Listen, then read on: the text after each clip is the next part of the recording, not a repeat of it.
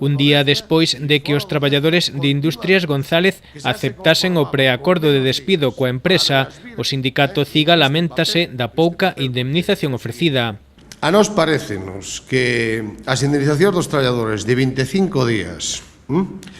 co tope por máis antigos, de máis de 20 anos, de 20 mensualidades, e que realmente dá un montante global de 934.642,61 euros, a nós parecenos que un despido dentro do que son os seres que se están negociando en outras empresas,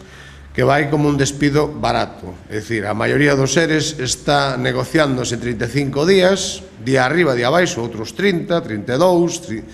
en fin, é así, e este vai con 25. A formación nacionalista asegura que cumpriu o seu papel dignamente, aínda que critica a actitude conformista de algún dos sindicatos. Carga tamén contra a Administración e a Inspección de Traballo por non volcarse cos empregados. A nós, sinceramente, o papel da Inspección de Traballo, que é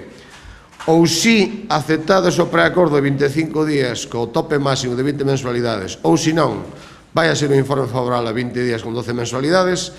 e a escolla, como é para os traballadores, é entre o malo e o menos malo, sinceramente, triste papel da Administración. E xa sabemos